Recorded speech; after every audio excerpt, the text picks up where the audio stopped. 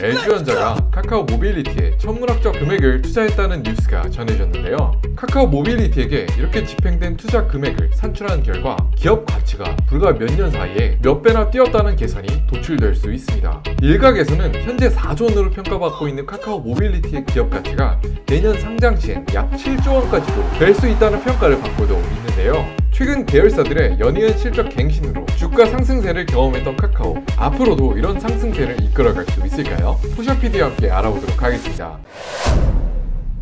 카카오 모빌리티라는 회사는 이미 많은 분들이 잘 아실 것 같은데요. 저희가 평소 사용하는 카카오티와 같은 어플을 통해서 택시를 호출하거나 혹은 저희가 대리운전을 의뢰할 때 사용하는 앱이기도 합니다. 또한 카카오 모빌리티가 제공하는 굉장히 유명한 서비스로는 카카오 내비가 있죠. 그런데 최근에 LG전자뿐만 아니라 구글이나 세계적인 사모펀드, 칼라일과 같은 그런 거대 기업들이 카카오 모빌리티에 앞다투어 투자하는 이유는 카카오 모빌리티가 운전 의뢰 서비스를 넘어서 원대한 비전을 가지고 있기 때문인데요. 카카오는 자사의 플랫폼을 통해서 모아진 운전 데이터를 기반하여 자율주행 사업을 진행하고자 도모하고 있습니다. 시청자 선생님들께서는 여기서 이런 의문을 가질 수 있으실 것 같아요. 아니, 해외에 이런 빅테크 회사들이나 자동차 회사들이 엄청난 자원을 들여서 각자 자율주행 비즈니스를 발전시키고 있는데 거기에 카카오 모빌리티까지 숟가락을 얹겠다고? 라고 말이죠. 실제로 자율주행 모듈을 개발하고 있는 업체들의 기술력을 한번 살펴보면요, 2021년 현재 구글이 가진 자회사 웨이모나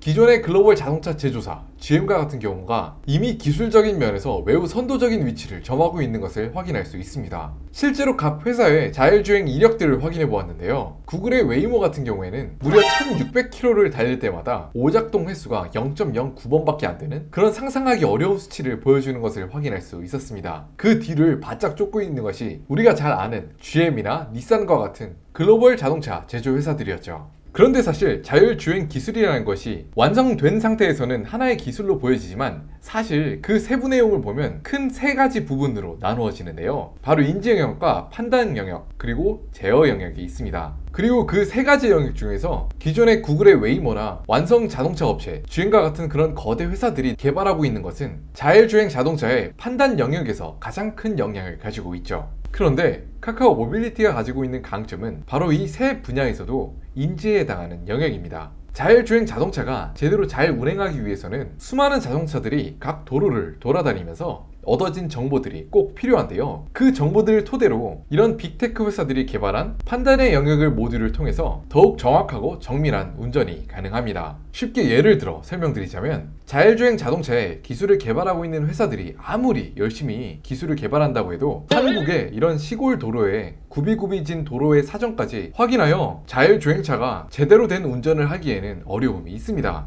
바로 그렇기 때문에 카카오 내비나 또 카카오 T를 통해서 우리나라에서 자율주행차 비즈니스를 제대로 잘 수행하기 위해선 카카오 모빌리티가 가진 도로주행 데이터가 꼭 필요하게 됩니다. 자율주행 자동차 기술력 같은 경우에는 앞으로 시장 가능성이 굉장히 클 수 있기 때문에 워낙 많은 업체들이 입점해 있고요. 또한 기술 개발에 대한 경쟁 강도도 워낙 치열해서 선도하는 기업의 위치도 매해 시시각각 변하고 있습니다. 그렇지만 어찌되었건 한국에서 자율주행 비즈니스를 진행하고자 하는 사업자라면 이런 자율주행 데이터를 확보하고 있는 카카오와 같은 회사와 누가 되었든 손을 잡아야 할 것이라는 예측이 지배적입니다. 그런 관점에서 보면 카카오 모빌리티에 이런 글로벌 기업들이 투자한 것을 바로 이해할 수 있겠습니다. 자율주행 자동차 기술에 관한 이야기라면 이런 궁금증도 떠오릅니다. 아니, 5년 전, 10년 전엔 분명히 5년 후, 10년 후에 기술이 상용화된다고 이야기를 들었던 것 같은데 도대체 언제 되는 거야? 하고 말이죠. 실제로도 최근 구글 웨이모에서 자율주행 자동차의 기술 개발 상용화에 자꾸만 늦춰지고 있다는 불신이 제기되었고 경영진들이 대거 교체되는 이슈가 있었습니다. 심지어 구글 웨이모 같은 경우에는 글로벌에서도 가장 앞서 나가는 기술력을 보유하고 있는 회사였는데도 말이죠. 왜 이렇게 자율자동차의 상용화가 늦을까 궁금해하는 의문에 그거 나라에서 규제하는 것 때문에 그런 거 아니야? 라고 생각하시는 분도 계실 것 같은데요. 그런데 사실 놀랍게도 우리나라 정부는 전 세계에서도 자율주행 자동차의 규제 면에선 전 세계에서 선도적인 모습을 보여주고 있는데요. 바로 자율주행 자동차의 여러 단계들 중에서 레벨 3에 해당하는 자율주행 자동차에 대한 판매를 바로 작년 7월 세계 최초로 허용한 나라였습니다. 레벨 3이라고 하면 이렇게 사진으로 설명드리면 더 와닿으실 것 같아요. 이렇게 사람이 운전대 앞에서 항상 앉아 있어야 되는 것은 맞지만 운전은 자동차가 자율적으로 진행을 하고 필요시에만 운전 조작을 할 것을 요청합니다. 정상적인 환경에선 자율주행 자동차가 거의 대부분의 시간에서 운전을 도맡는 시스템이에요. 그런데 이런 규제에 발맞추어서 아직까지 전 세계 어느 업체에서도 이렇게 풀린 규제에 알맞는 자동차를 선보인 회사는 없습니다. 그 이유는 안전이 절대적으로 중요한 자동차 산업의 기술과 관련이 있는데요. 비단 자율 자동차 기술만이 아니어도 다른 기술들, 내비게이션이나 자동 변속기와 같은 경우에도 실제로 기술이 개발되고 상용화되는 데까지 굉장히 오랜 시간이 걸렸음을 알 수 있습니다. 괜히 자동차 업체들이 조금이라도 안정성이 부족한 기술을 시판하게 되면 소비자들에게 정말로 막대한 피해를 주고 또 기업 입장에서도 그만큼 큰 신뢰에 피해를 입기 때문에 보통의 엔진 같은 경우에도 기술 개발과 상용화까지 최소한 10년은 걸린다고 하네요. 그렇지만 자율주행차가 한번 시판에 성공하고 또 대중화에 성공하게 되면 엄청난 시장 매력도를 가진 기술이라는 점은 부정할 수 없는데요. 전 세계에서 무려 몇백 조에 이른다는 자동차 산업에서 자율주행차 기술이 차지하는 비중이 10%가 넘을 정도라고 하니까 앞으로 그 기술을 선도할 수 있는 회사가 굉장히 큰 부가가치를 창출할 수 있음을 쉽게 예상할 수 있겠습니다. 또한 그런 박터지는 기술 경쟁 속에서 누가 승리하게 되든 한국의 카카오 모빌리티와 같은 경우에는 한국의 도로 주행 데이터를 판매하는 방향으로 비즈니스를 운영할 수도 있을 테니 이건 마치